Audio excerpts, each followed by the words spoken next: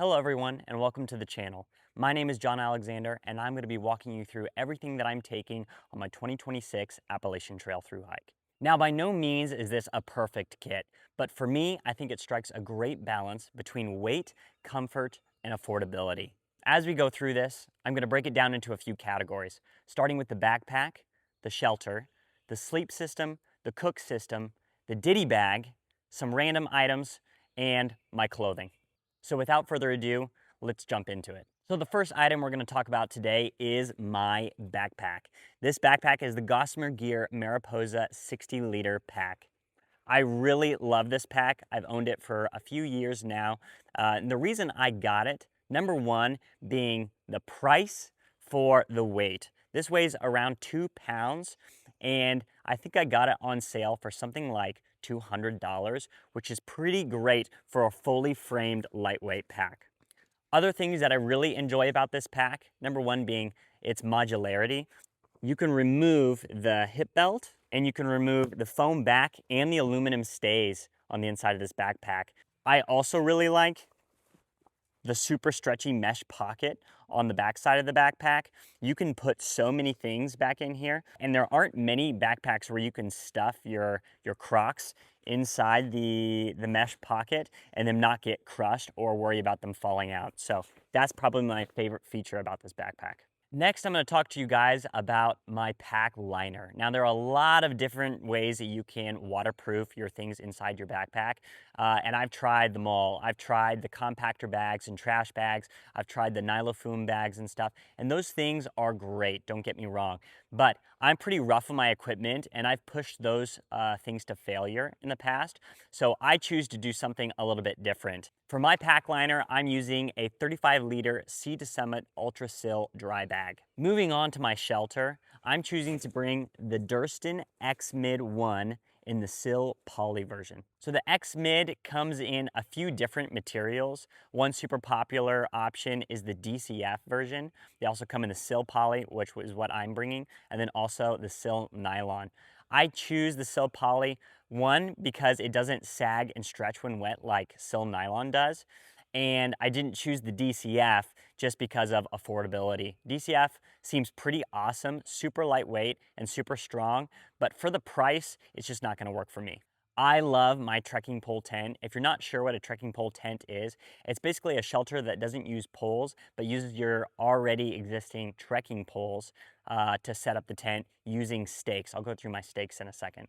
So the stakes I'm pairing with my shelter are these Big Sky International tube stakes. I switched these out. I really like these stakes. They're super lightweight and they work really well with my tent. So pairing with my shelter, the trekking poles that I like to use are the Black Diamond Z folding poles in the aluminum version. I also like to take duct tape with me on the trail, so the easiest place that I find to put it is just to wrap it around one of my trekking poles right like that. Moving into my sleep system, the first item we'll talk about is my sleeping pad. This is the Thermarest NeoAir X Lite sleeping pad, but the old version, not the NXT, and this is in the long wide. I've had this pad for about 6 years now, and I've really enjoyed it. It's super comfortable and super lightweight for the size. So next up in my sleep system is the sleeping bag, or more so, the sleeping quilt. I'm super excited about this. This is my new Neve Gear Wartaw quilt. This is actually an Australian-made quilt. I got the chance to try this quilt out when I was backpacking and traveling through Australia last year, and I absolutely loved it. It's super lightweight, super versatile, and I'm really excited to take this on my thru hike. Now this next item has gotten a lot of debate in the past, but I think these days it's gaining a lot of traction and popularity in the backpacking industry. And this is my pillow. This is the Sea to Summit Aeros Premium Pillow.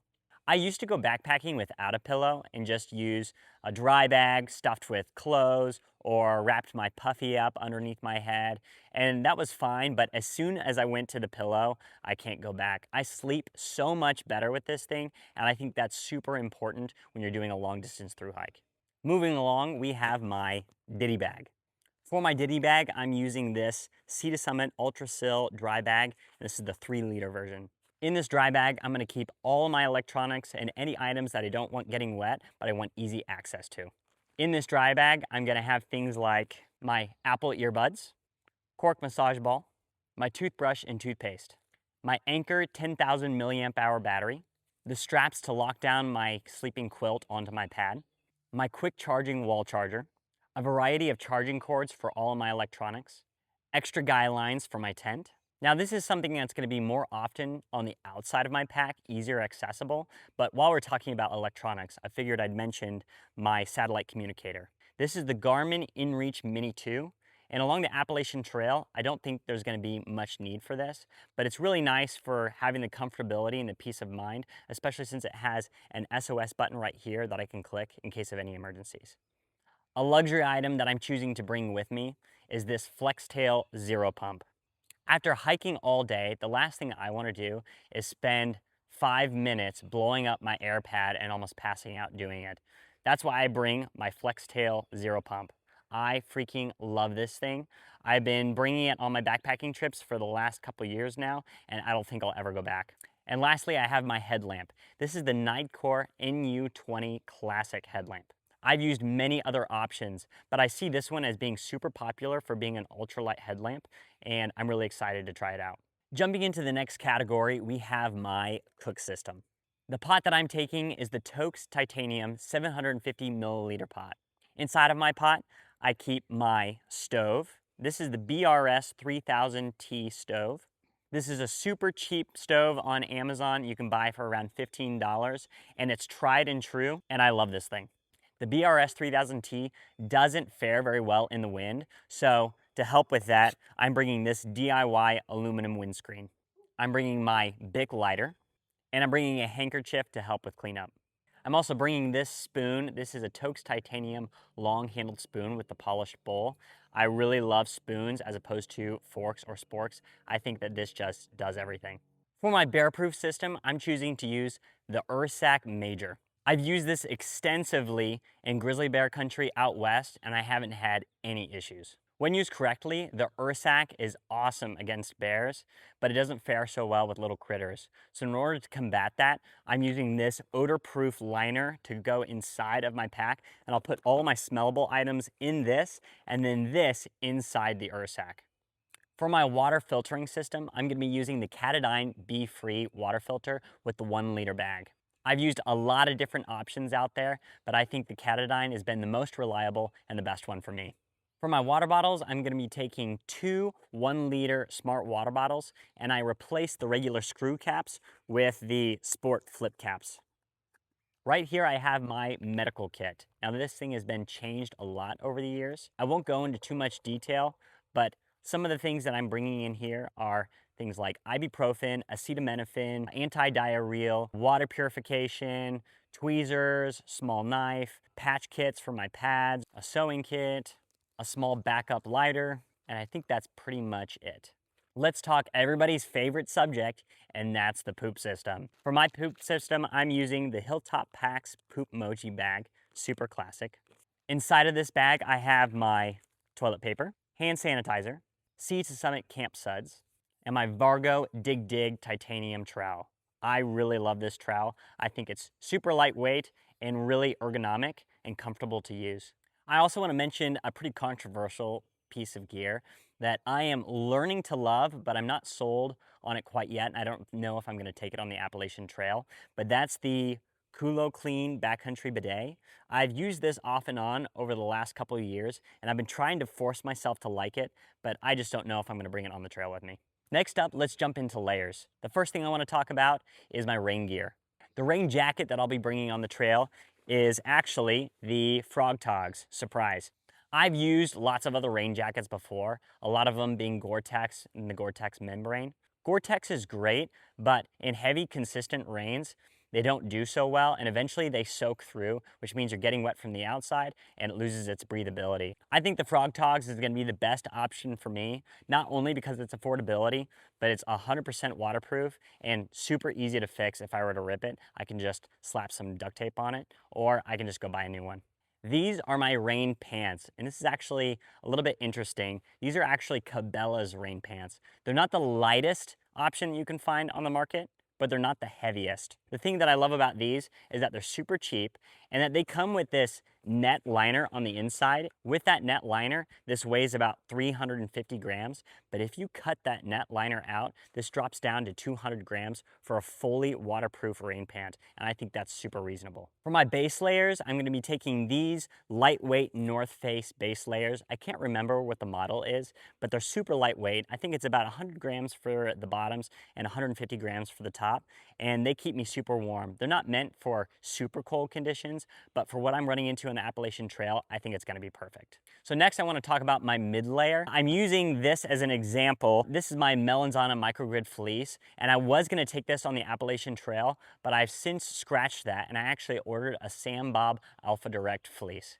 I've never used Alpha Direct before, but I've heard a lot of great things about it. This fleece is pretty great, but it's super warm. I think the Alpha Direct is gonna be more comfortable hiking in cold conditions. For my puffy jacket, I'm gonna be taking the Enlighten Equipment Torrid Apex jacket. This is a synthetic insulation jacket. It's super lightweight and surprisingly durable. I put about 500 miles on this jacket so far. I've taken it out to various places in the West. It's been down south in places like Chile and the Patagonian Mountains, and it's been a tried and true piece of gear for me. This might be a bit overkill, but I'll also be taking a pair of wool fingerless gloves from REI. And I'll also be taking this nylon beanie that I bought somewhere in Tasmania by a company called Western Peaks. I always go backpacking with a dedicated pair of sleep socks, and I'll be taking these darn tough heavyweight socks. My sleep socks never see the light of day, so these stay deep in my pack liner so that they don't get wet and they only come out when I'm sleeping. Now that we've gone through everything that I'm taking in my pack, let's talk about the clothes that I'm wearing on trail. The top that I'm planning to use is this REI sun hoodie. I believe it's the REI Sahara sun hoodie, and I freaking love this thing. I've taken this thing all over the world, so many places, so many trips, and it's still holding up super well. So I'm really hoping it lasts me through this entire through hike, but it's super breathable. I really like it for the protection against bugs and mosquitoes. I'm super excited to bring it, and I think it's gonna be great. For my shorts, I'm using these Bad Bunny running shorts by Chicken Legs. I'm super stoked with these. I think the patterns are super awesome by Chicken Legs, and I think that I'll probably be hiking faster just because I'm wearing these.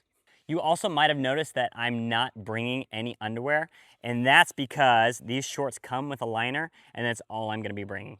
On my feet, I'm gonna be trying a new system. On this trail, I'm choosing to start with the Injinji toe liner socks, which I've never used before, but I'm excited to try them. They seem to help a lot with blister prevention. And then on top of those, I'm gonna be using these darn tough lightweight socks. Another item I wanted to talk about today is the watch I'll be taking with me. This is the Garmin Instinct, and this is the first version. It's not the Solar or anything special like that.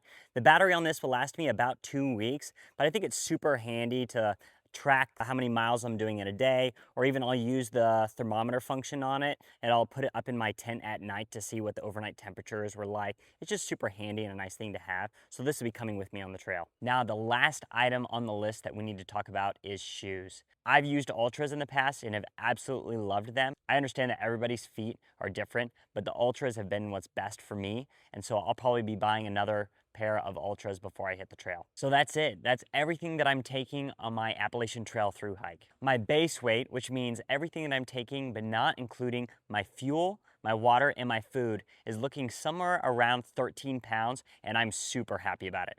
What did you guys think of my kit? If there is anything that you would change, let me know in the comments section below. If you enjoyed the video, consider liking and subscribing to the YouTube channel, as it really helps me out. Thank you for watching, and I'll see you guys out on the trail.